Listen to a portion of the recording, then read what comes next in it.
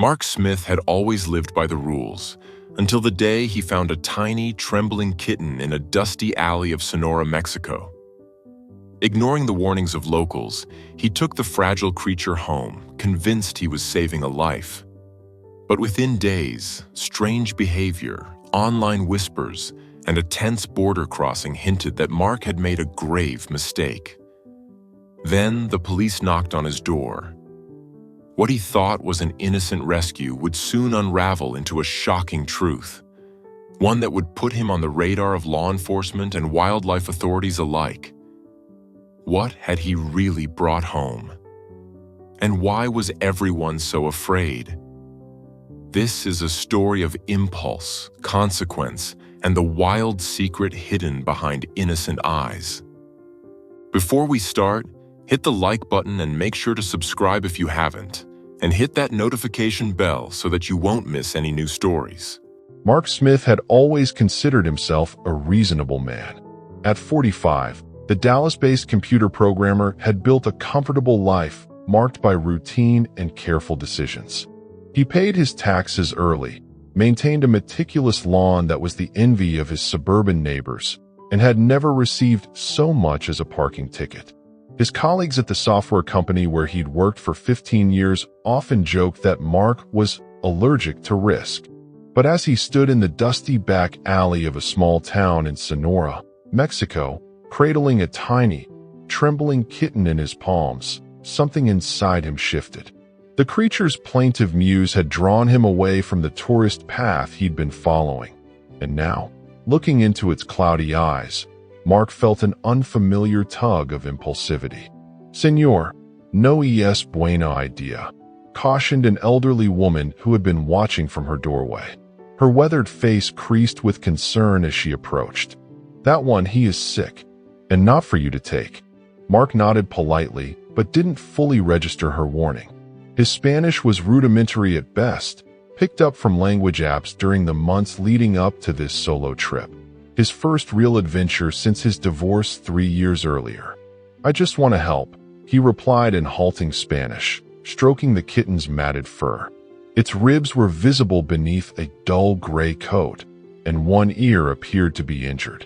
The woman shook her head and muttered something about El Gato Salvaje before retreating into her home. Mark glanced around the alley. No other cats were visible, no obvious mother or siblings for this abandoned little one. "Don't worry," he whispered to the kitten, which had begun to purr weakly against his chest. "I'll get you some help." At his hotel that evening, Mark cleaned the kitten with a damp washcloth and fed it tuna from the hotel restaurant. The small creature devoured the food with surprising intensity, growling softly between bites. When it finally curled up to sleep on Mark's spare t-shirt, he noticed unusual tufts of hair at the tips of its ears and the distinctive spotting on its gray-brown fur. He took a photo and posted it to a travel group on social media. "Found this little guy in Mexico. Think he'll be okay to bring back to the States? Seems sick." The responses came quickly, and to Mark's surprise, many were warnings. "That doesn't look like a regular house cat. You should contact local wildlife authorities.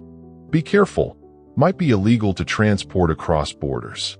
One comment in particular gave him pause. "That looks like a bobcat kitten. They're protected in Mexico. Don't mess with wildlife, man." Mark dismissed the concerns. It was just a kitten, small, vulnerable, and in need of care that it clearly wasn't receiving in that alley.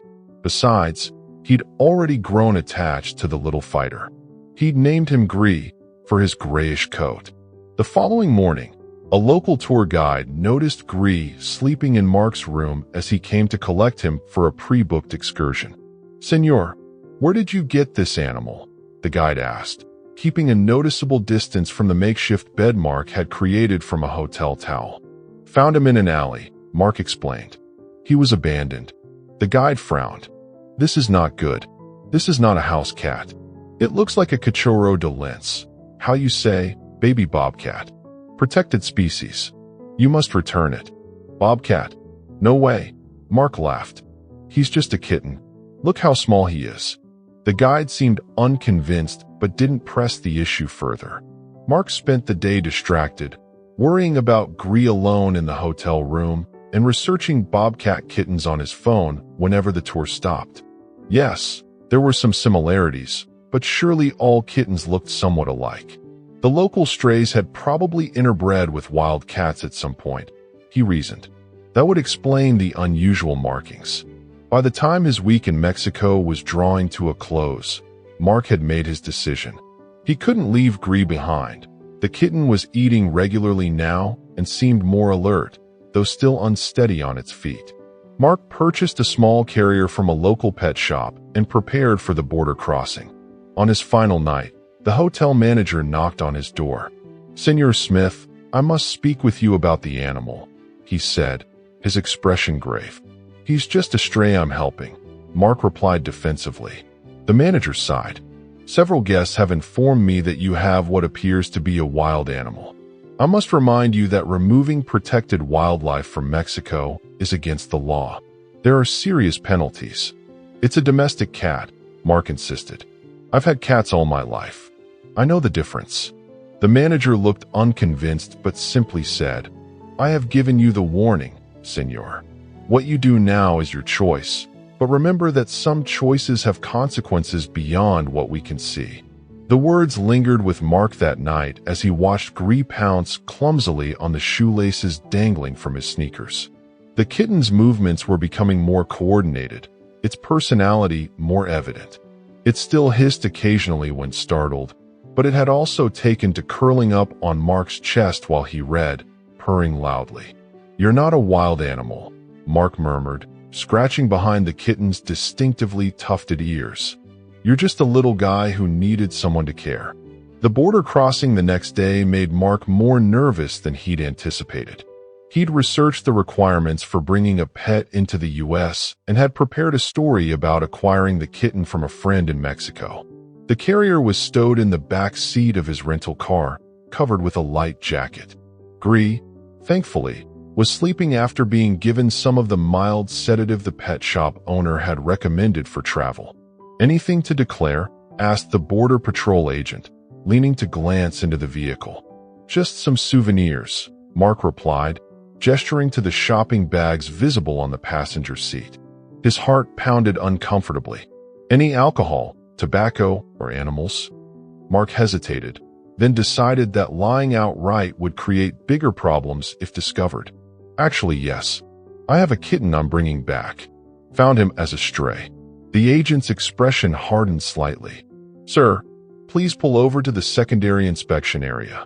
For the next hour, Mark sat on a bench outside the inspection building, watching as agents examined his car and belongings. Another official, who introduced herself as an agricultural specialist, asked to see the kitten. "He's just a stray," Mark explained as he unzipped the carrier. "He was sick, and I couldn't leave him." The specialist peered at the drowsy kitten, her expression changing from professional detachment to concern. "Sir, how long have you had this animal?" "About a week," Mark admitted. "Is there a problem?" She straightened up. "I'm not a wildlife expert, but this doesn't appear to be a domestic cat. We'll need to consult with our wildlife resource officer." Mark's stomach dropped. "It's just a kitten," he repeated, but his voice lacked conviction. After another tense hour and several phone calls, the border officials made a decision. They would allow Mark to proceed with the kitten, but he was issued a notice requiring him to have the animal examined by a USDA-accredited veterinarian within 48 hours of entry. The paperwork also noted possible undomesticated species and included a warning about penalties for transportation of protected wildlife. "I strongly suggest you follow through with this," the agricultural specialist told him, her tone softening slightly. "If this is what we suspect it might be, you'll want expert help anyway. These animals don't make good pets." Mark nodded, relief washing over him as he was finally allowed to continue his journey home. As he drove the remaining distance to Dallas, he tried to convince himself that the border officials were being overly cautious. Once he got Gree to a regular vet in the city, they would confirm he was just an unusual-looking domestic cat, perhaps with some wild ancestry, but nothing exotic or illegal. Back in his tidy suburban home, Mark settled Gree into a space he'd prepared in the spare bedroom. A litter box, food and water dishes, and a small cat bed he'd ordered online and had delivered while he was away. The kitten explored cautiously, sniffing every corner before retreating to the safety of the carrier. True to his word, and mindful of the official notice, Mark called his regular veterinarian the next morning. Dr. Harriet Wilson had treated Mark's previous cat, an elderly tabby that had passed away shortly before his divorce. She fit him in for a late afternoon appointment. "Well, who do we have here?" Dr. Wilson asked cheerfully as she entered the examination room. Mark had managed to coax Gree into a proper pet carrier, though not without earning a few scratches in the process. "This is Gree," Mark explained. "I found him in Mexico last week. He was in pretty rough shape, but he's eating well now." Dr. Wilson carefully opened the carrier, speaking softly as she reached in to extract the kitten. Gree hissed and backed away from her hands. "He's still a bit nervous with strangers," Mark apologized. "Let's give him a moment," the vet suggested, her expression thoughtful as she observed the kitten through the carrier door. "Mark, where exactly did you find this animal?" "In an alley in a small town in Sonora," he replied. "Why?" Dr. Wilson pursed her lips. "And did anyone suggest to you that this might not be a domestic cat?" Mark's chest tightened. "A few people mentioned it could be a bobcat, but that seemed ridiculous. He's so small." "Bobcat kittens are small," she said gently. "They don't start out the size of adult bobcats." She managed to extract Gree from the carrier using a thick towel, noting his weight and examining him while keeping a firm but gentle grip. The kitten growled continuously during the examination, his eyes wide and ears flattened. "Mark," Dr. Wilson said finally, "I'm fairly certain this is a juvenile bobcat, likely not more than 8 to 10 weeks old. The tufted ears, the short tail, the spotting pattern, and these distinctive facial markings are all characteristic of Lynx rufus.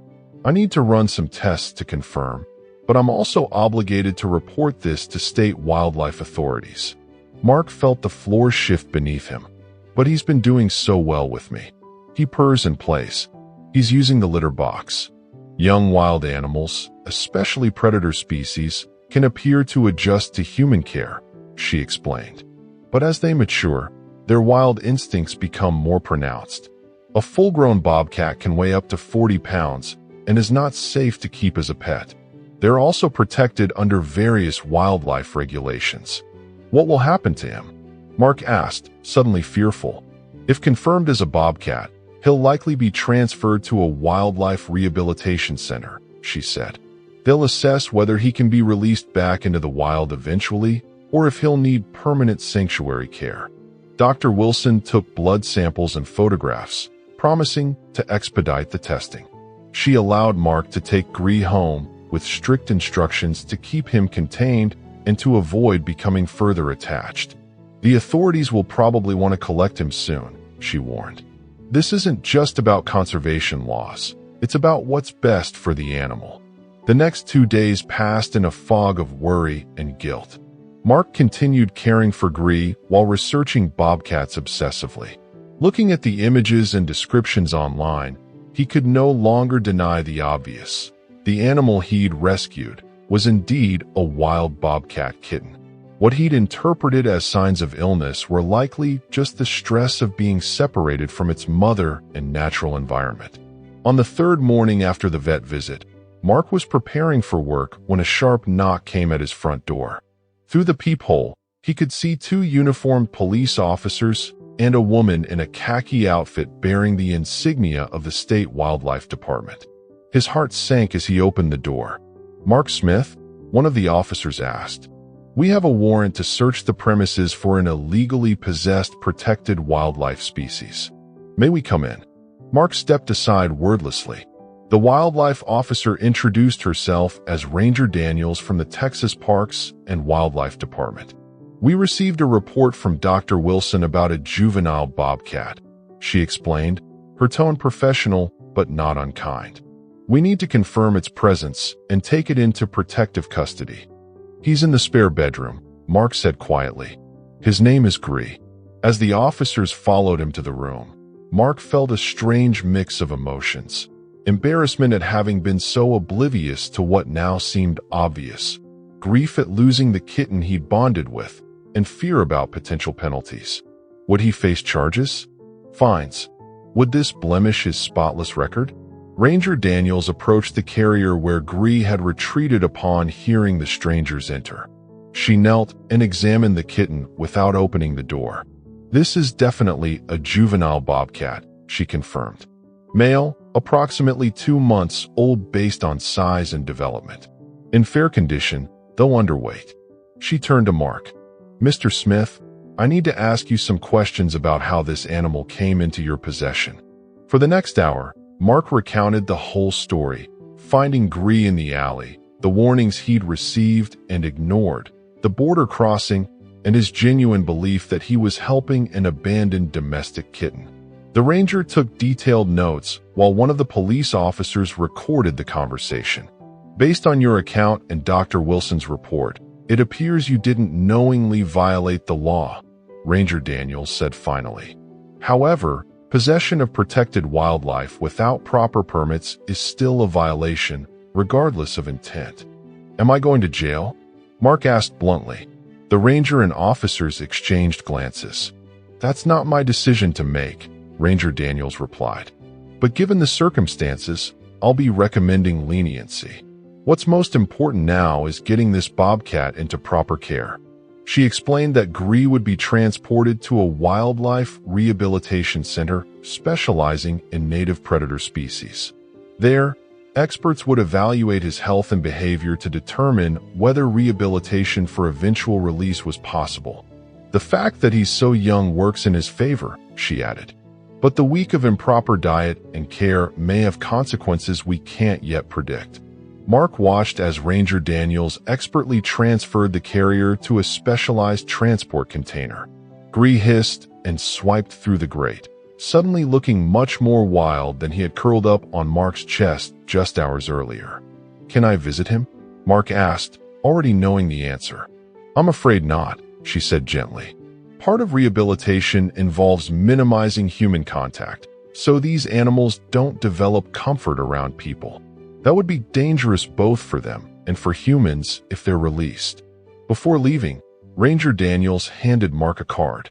We have an educational volunteer program at the rehab center.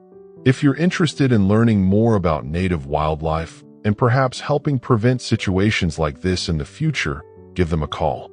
In the weeks that followed, Mark dealt with the legal consequences of his well-intentioned mistake.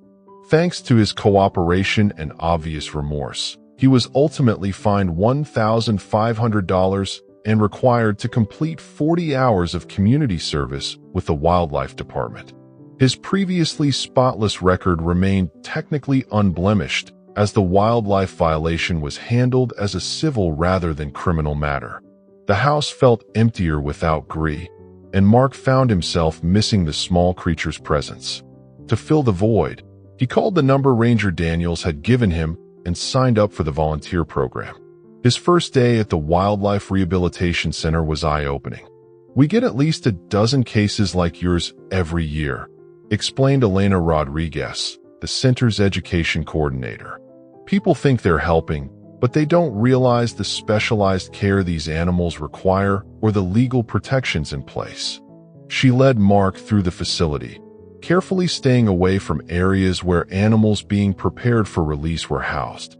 In a separate building used for educational programs, however, she introduced him to Madeira, an adult female bobcat that had been permanently injured by a car strike and could not be released. She's one of our ambassador animals, Elena explained. She helps people understand why bobcats and other native wildlife should remain in their natural habitats. Watching the magnificent animal pace her enclosure, so much larger and more powerful than Gree had been, yet with the same distinctive markings and tufted ears, Mark felt a pang of recognition. How is Gree doing? He asked, using the name he knew had probably been replaced with an identification number. Elena checked her tablet. The juvenile male bobcat brought in 6 weeks ago? He's doing well. gaining weight appropriately and showing good natural behaviors.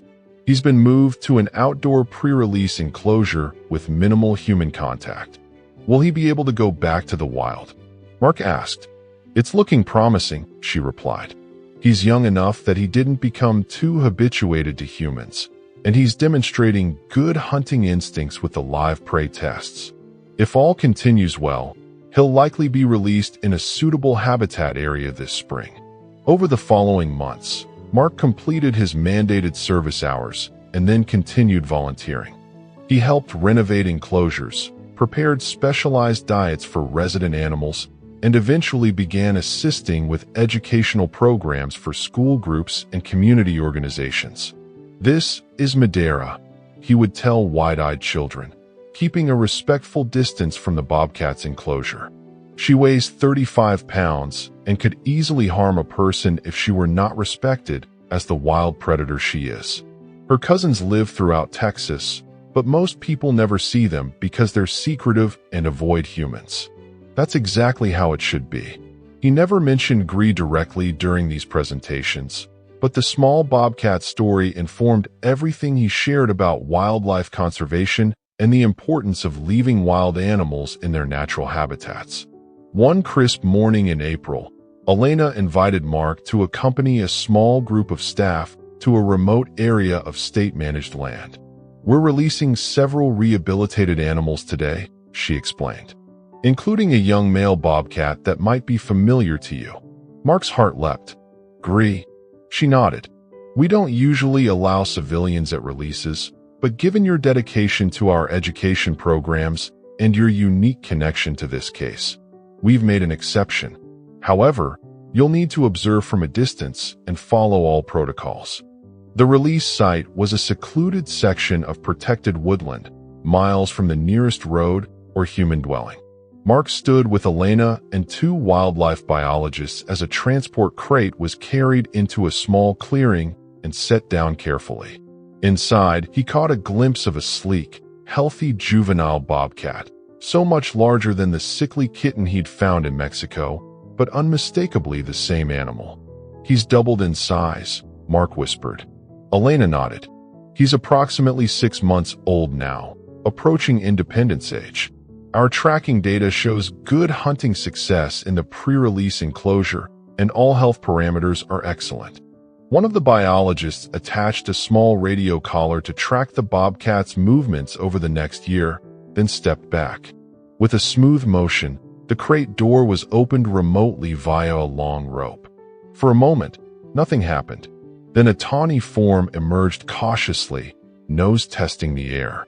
The young bobcat took a few steps forward, then paused, scanning its surroundings. Those distinctive tufted ears swiveled, catching every sound of the forest. With unexpected suddenness, the animal darted toward the tree line and disappeared into the underbrush without a backward glance. Perfect, murmured one of the biologists. No hesitation, no association of humans with safety or food. Mark felt an unexpected tightness in his throat. He didn't even look back. Elena placed a gentle hand on his shoulder. That's exactly what we hope for. He's not a pet saying goodbye to an owner. He's a wild animal returning to where he belongs. On the drive back to the rehabilitation center, Mark reflected on his journey from well-meaning but misguided tourist to wildlife education volunteer. The irony wasn't lost on him. His biggest mistake had led to his most meaningful work. We're tracking 4 previously released bobcats in that same area, Elena mentioned as they neared the center. All doing well, establishing territories, hunting successfully. Your bobcat is joining a sustainable population in protected habitat. He's not my bobcat, Mark corrected gently. He never was. I understand that now. Elena smiled. That realization is precisely why you've become one of our most effective educators. The following weekend, Mark led his first solo educational presentation, speaking to a community group about native Texas wildlife. He showed photographs of healthy bobcats in natural habitats alongside images of the injuries and suffering that can result from human interference, however well-intentioned. "I made a mistake once," he told the attentive audience. "I thought I was saving an abandoned kitten, but I was actually taking a wild animal from where it belonged. Thanks to wildlife experts who knew better than I did, that bobcat is back in the wild today, living the life nature intended." A woman raised her hand. "Were you upset when they took the bobcat away?" "I'd have gotten attached." Mark considered the question. "I was at first," he admitted. "But I've realized something important through this experience. True compassion isn't about what makes us feel good. It's about what's truly best for the animal. Sometimes that means admitting we're not the right caregivers, even when we have the best intentions." As he drove home that evening, Mark's phone chimed with a notification. Elena had sent him a satellite map image marked with a blinking dot, the signal from Gree's radio collar. "Day 3 tracking data," her message read. "Your former kitten traveled 2.5 miles today, caught a rabbit, and is currently resting in a rocky outcrop overlooking a valley. Exactly where he should be. Thought you'd want to know." Mark smiled as he set the phone aside. In the end, he hadn't saved a stray kitten. He'd been part of a much larger story, one where humans corrected their mistakes and a wild creature found its way home. It wasn't the rescue narrative he'd initially imagined, but it was infinitely more satisfying.